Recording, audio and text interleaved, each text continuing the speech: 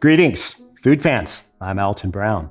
And today on Alton Brown Cooks Food, we will prepare my favorite partially frozen, aerated, sweetened, flavor-bearing, multi-phase food system. More specifically, an oil and water emulsion slash foam composite in which air cells, ice crystals, partially coalesced milk fat globules, protein, sugar, salt, stabilizers, and flavor compounds are dispersed through a concentrated, unfrozen aqueous serum. In other words, we're making ice cream. One of the foods that defines America. You know, we gobble down around 1.2 billion gallons of this stuff a year. The math people tell me that's like 128 scoops per person. Ice cream is also another bit of edible magic made possible by the unique attributes of dairy. And just so you know, this episode is proudly brought to you by Georgia dairy farmers and their cows, of course, especially this one. This one's my favorite. Anyway, I'm in Georgia, farmers are in Georgia, cows are in Georgia. It just makes good sense. Now, at its most basic, ice cream can be made from nothing but dairy, sugar, and air. Air being absolutely necessary, but introduced only during the churning process. Now, after churning and hardening, the structure of ice cream looks something like this. Sort of. As the sweetened dairy mixture freezes, much of its water begins to crystallize into ice. And the process is managed correctly. Those ice crystals remain very small indeed. As more water freezes out, the remaining unfrozen liquid phase, called the serum, concentrates into a thick syrup containing sugars, milk solids, salts, proteins, and stuff. Okay? Now, because it's so concentrated, the serum remains partially unfrozen in plastic at freezer temperatures, which is one of the reasons you can scoop ice cream instead of having to chop at it like a block of ice. Of course, we've also got here air bubbles, critically important, and as you can see, they are surrounded by fat globules. Why? Because fat doesn't like water and it rather stick its butt into some air. I know people... Okay, it doesn't matter. Look, usually we do add things to ice cream, flavoring, certainly, not to mention various stabilizers, emulsifiers, which we can craftily employ to change how the ice cream feels in the mouth or how it even behaves as it melts. Now, we're going to make two ice creams today, and the first is my absolute favorite, a Philadelphia-style vanilla ice cream. This is a style made famous by one Eleanor Parkinson, who had a confectioner shop on Chestnut Street in Philadelphia in 1818. She became famous for her eggless ice creams, which contain nothing but sugar, flavorings, and of course, cream.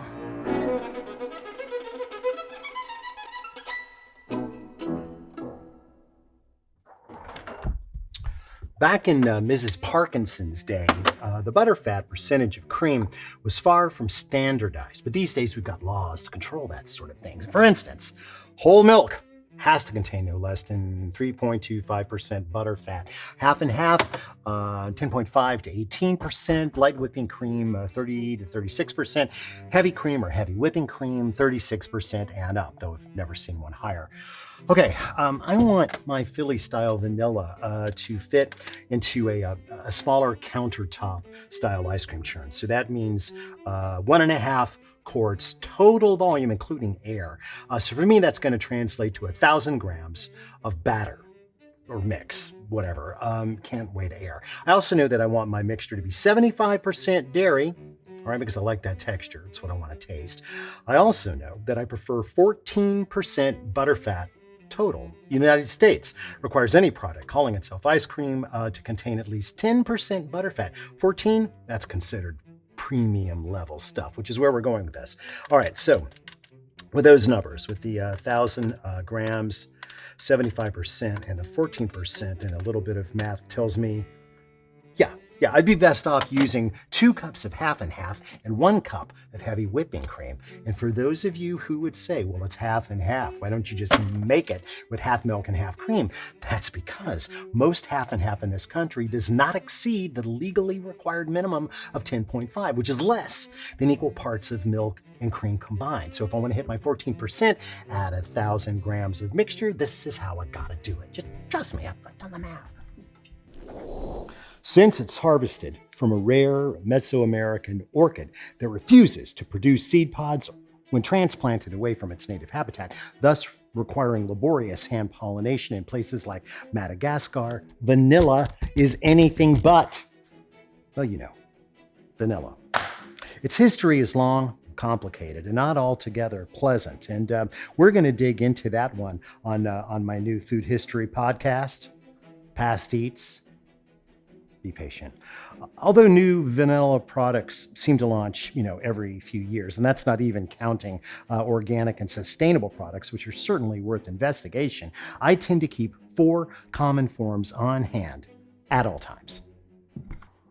Of course, we'll start with vanilla extract, which most of us know and grew up with. And you make this by soaking vanilla solids, bean solids, steeping them in ethyl alcohol. Vanilla extract in this country must be sold at a minimum of 35% ABV, which is 70 proof. I use this stuff when I want vanilla to sing backup, but not lead, okay? I also use cured beans for certain duties. For instance, if I'm like poaching pears or some other fruit in wine, something that's going to steep for a long time, I'll use whole beans. But for this application, I am going with vanilla paste, which is a melange of vanilla extract, bean solids, and usually a sweetener or a thickener of some type. And I'm going with it here because I really do want those tiny little specks, those little seeds visible in the ice cream without sitting around stripping beans all day.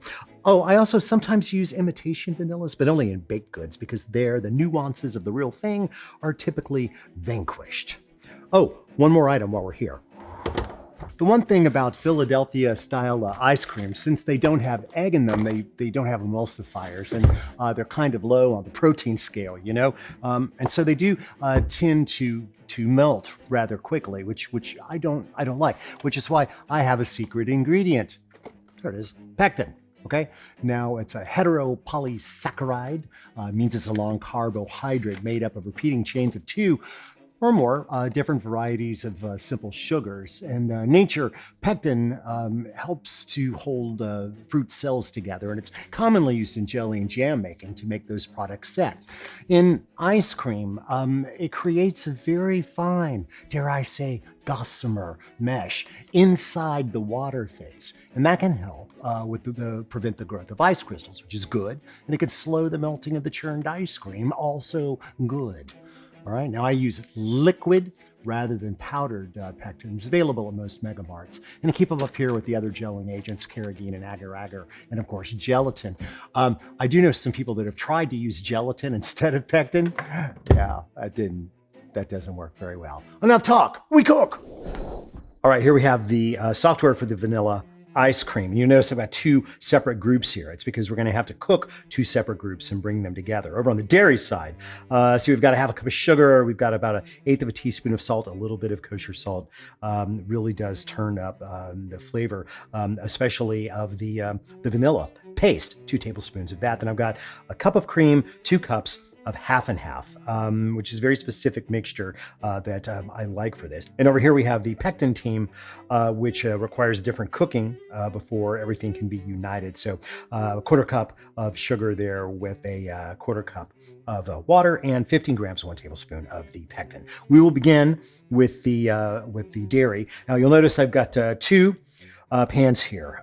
These are sauciers. I just like sauciers because I'm going to be doing a lot of whisking. You could use saucepans if you want to. I prefer these. I've got a 2-quart for the dairy and a really small one, just 1 quart for the pectin.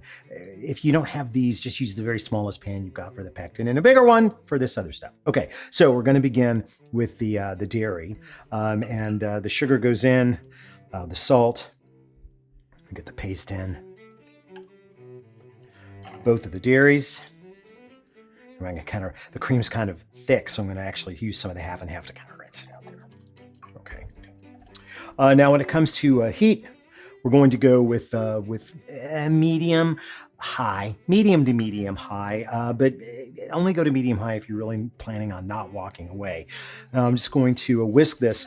Now, what we're looking for, the goal is about 185 degrees. Why do I want that? Well, the truth is, We could make ice cream just by dumping all of this and in the ice cream machine. I mean, we could. It would come together.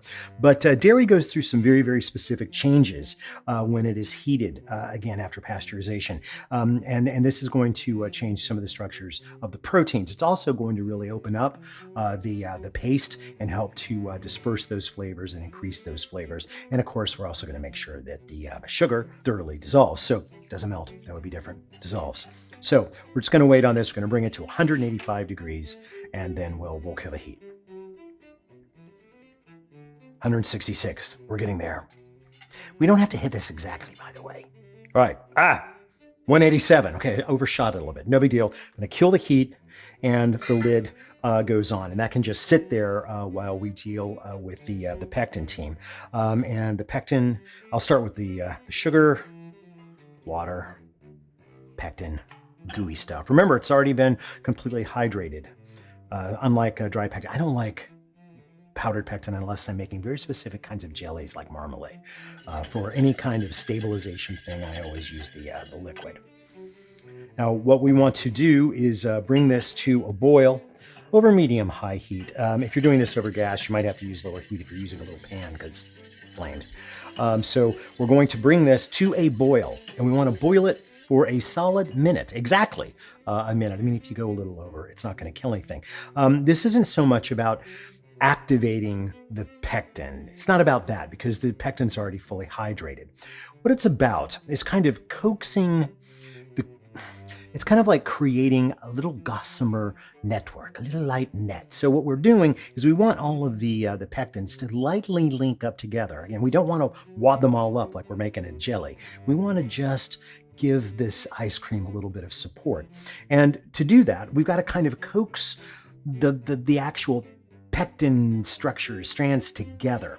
They will remain separate if they have a lot of water to move around in. And that's why we're doing this with sugar, because sugar is extremely hygroscopic. It is water jealous, and it's going to hold a lot of water to it, which is going to force the pectins to get along with each other. It helps to let this boil for 1 minute, which is kind of standard operating procedure when you're dealing with a pectin like this. Okay.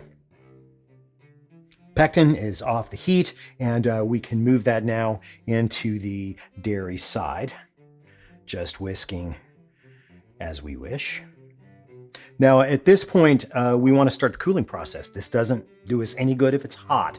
So I like to bring everything to an ice bath and just get it into just a bowl, set into another bowl with some ice and water, and then just whisk that and kind of turn the bowl. Every now and then, you can walk away, come back, stir a little more, come back, until eventually you end up with something at room temperature.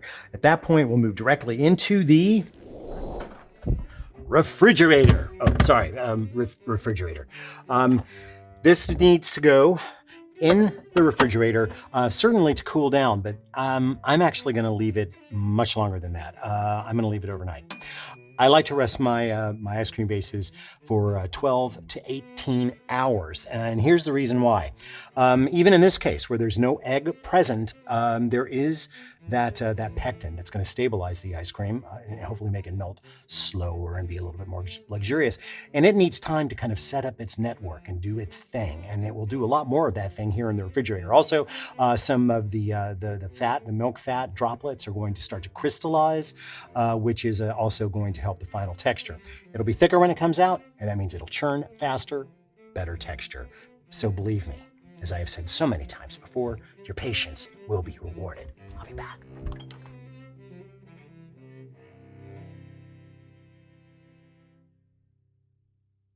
Back in Mrs. Parkinson's day in Philly, ice cream making was a laborious practice, as a mixture would have to be placed in a metal pot or other vessel, then would be lowered into a mixture of salt and ice, which, because salt lowers the freezing temperature of water and so melts the ice and absorbs the heat, creates a slurry well below 0 Celsius. And so it would, freeze the mixture inside the vessel. But that meant the person making the ice cream would have to come back over and over to scrape off those little crystals and stir them all into the ice cream. It could take hours to reach a pleasing texture. And even then, consistent results iffy at best. That's why I consider the most important person in the history of American ice cream to be Betsy M. Johnson. That's right, who in 1843, in Philadelphia no less, patented a hand crank ice cream machine featuring a rotating dasher inside a sealed canister that was chilled by an ice brine held in an outside canister. Now, this was great for American ice cream because as long as you kept cranking, you, the average American, could make an ice cream with relatively small crystals and an approximate overrun, that's an industry term for air, of around 25%. Just for reference, in America, you can legally sell an ice cream with 100% overrun, meaning that air equals 100% the volume of the other ingredients, meaning the finished ice cream is 50% air.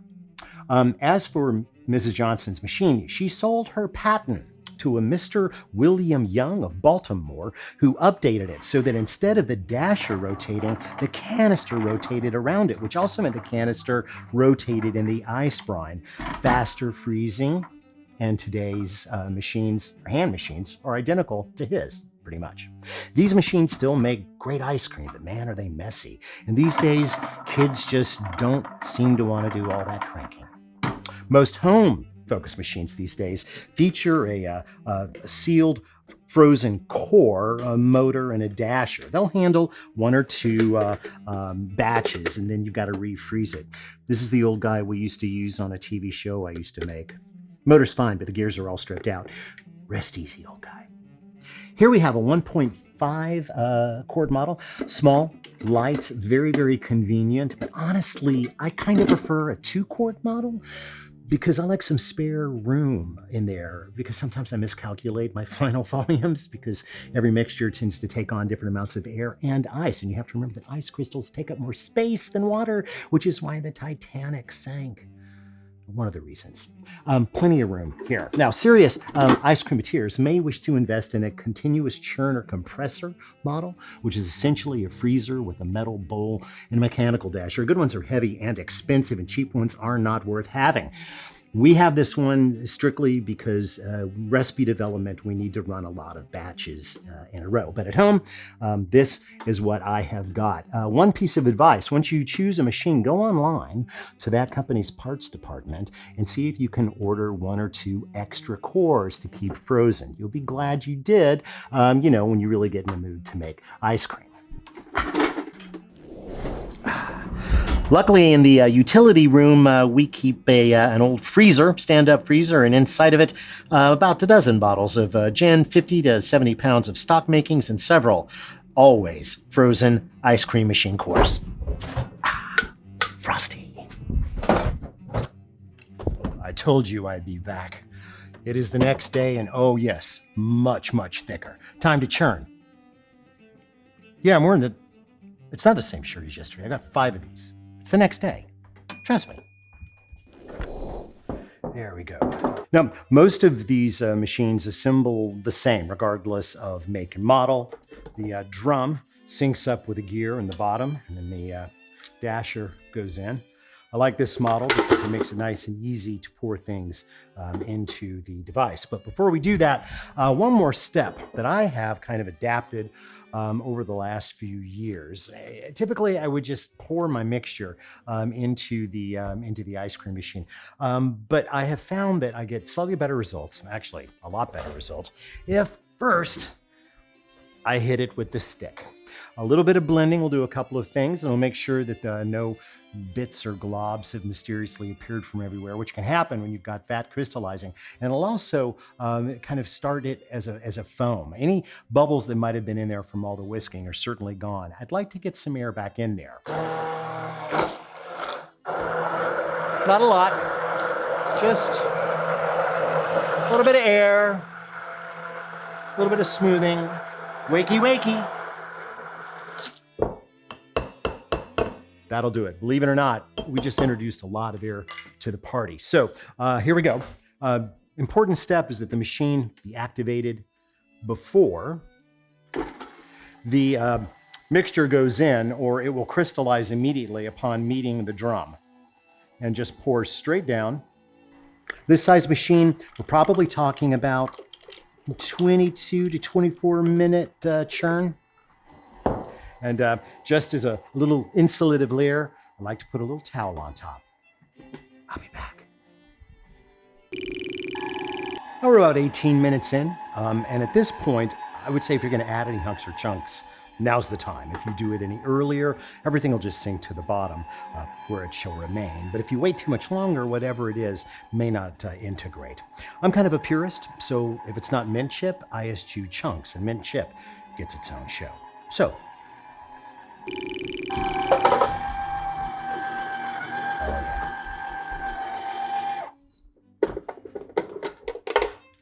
when it comes to extraction, there's frankly no elegant way to do this. Odds are you're going to lose a little of what's on the dasher, so I suggest you just stand there and lick it clean like the filthy animal we know you are.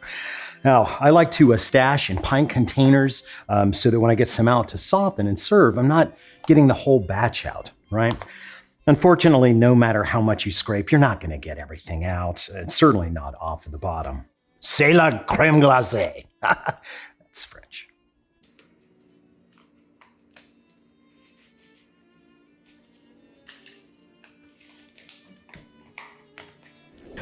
I know, you want to dig right into that ice cream as soon as it comes out of the machine, and if all you like is soft serve, go ahead. Me, I like a scoopable, harder ice cream so that I can experience all the textures and flavors that it has to offer. So these guys are going here in the freezer for a minimum of 3 hours until they're nice and scoopable. You can always just go lick the dasher, but be careful. To serve, you always want to allow your ice cream to sit at room temperature for just a few minutes, soften a bit, to enhance the scoopability. Unless you're planning to eat the whole pint, which you could do. I like to serve in a chilled stemmed goblet to heighten the entire experience. Oh, would you like some sprinkles, nuts, jimmies, some nice chocolate syrup? We don't need no stinking sprinkles. It was a test. Did you pass or fail? No. This is a pure vanilla experience, and it is to be appreciated, enjoyed, and savored exactly as it is. What? Oh, you want chocolate ice cream. Okay, fine, but let me tell you right now, when it comes to chocolate, I ride a very different pony, my friends, because when it comes to chocolate, I go full on custard.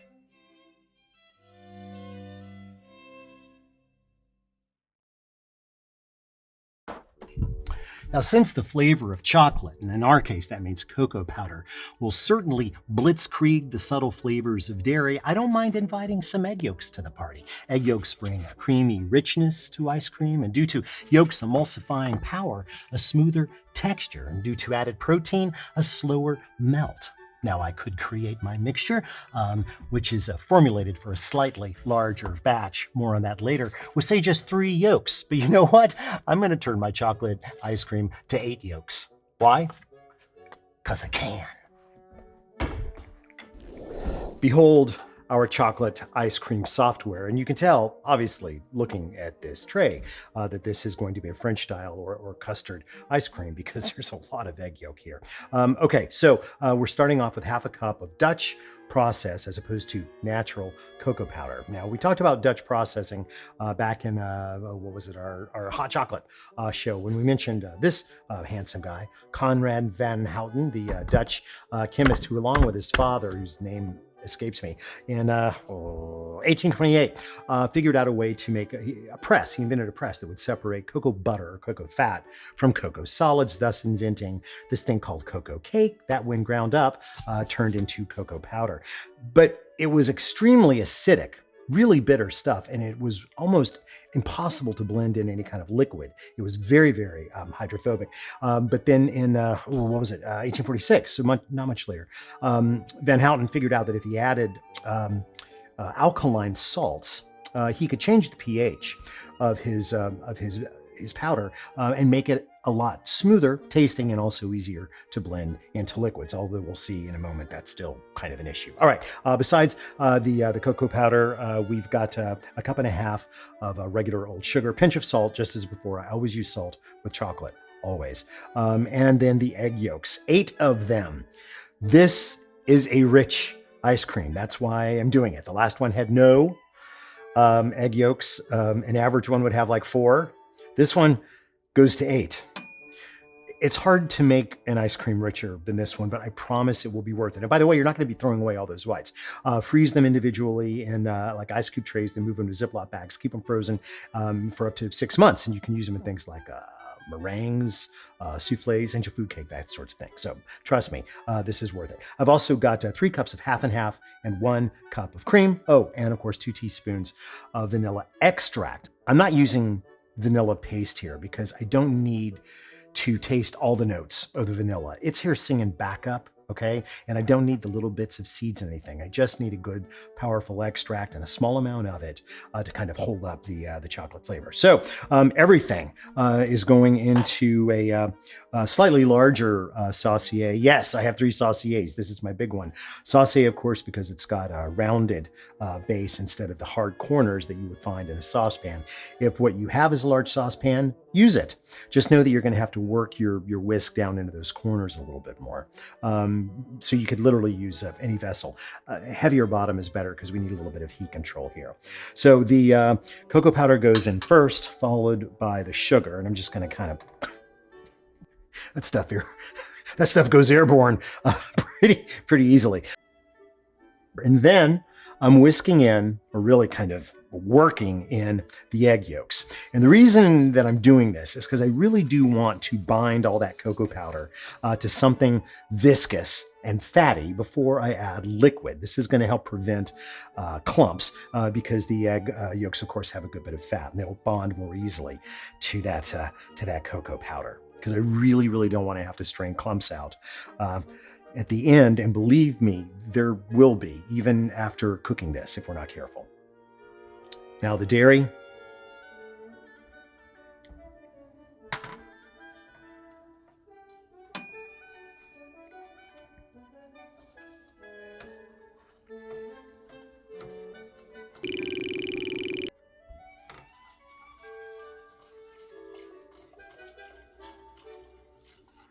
And the vanilla.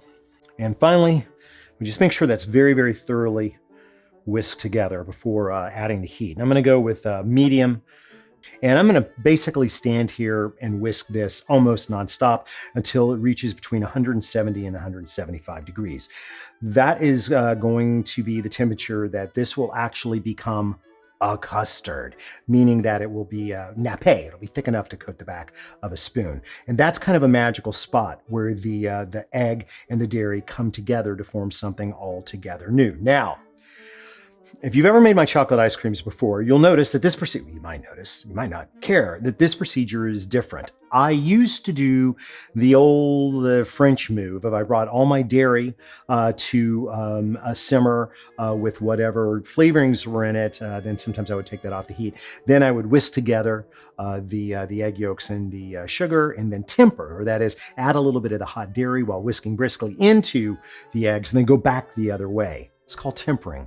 It is utterly unnecessary here. That is a procedure you need to do when you plan on steeping a flavor like, say, vanilla bean or citrus peel, whatever, into an ice cream base, because that would require basically scrambling the eggs. We're not going to be doing that here, okay?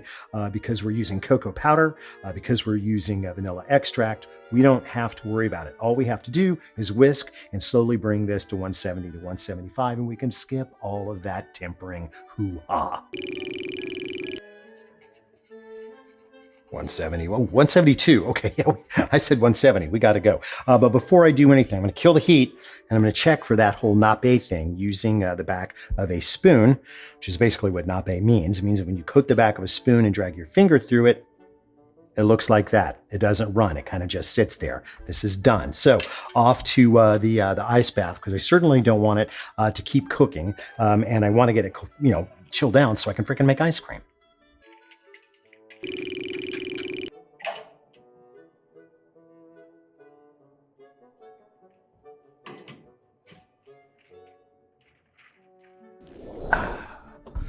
Once again, I'm sorry to say our gratification is going to be delayed because this ice cream mixture also needs to age overnight in the refrigerator. Before, it was an issue of pectin, if you remember, with the vanilla ice cream greatly. Here, it is more about the eggs and the emulsion that they have formed with the dairy. That really does need time to smooth itself out, and time is the only thing that can do it. Again, it'll be a lot thicker tomorrow. It will turn a lot faster, and it will be much, much smoother on the palate. Patience, reward, you know the drill.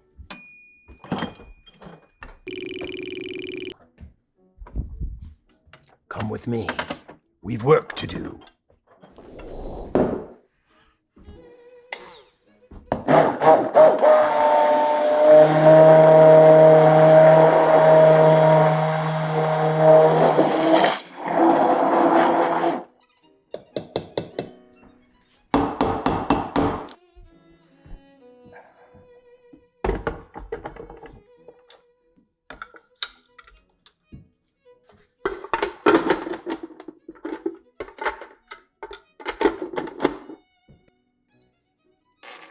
Remember, machine goes on before the mixture goes in. If you don't do that, you will be very, very sorry. All right, and I get this in as quickly as I can because I don't want to have anything bind up in there.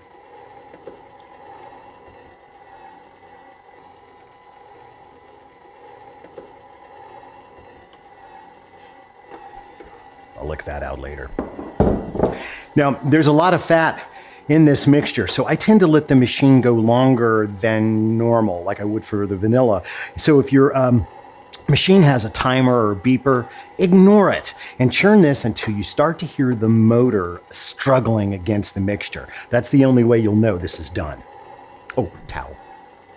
I'll be back. We're about 20 minutes in. I'm just going to take a look. Oh yeah, we're close. Real close. Struggling. Can hear her. Here. So I'm just going to take a look.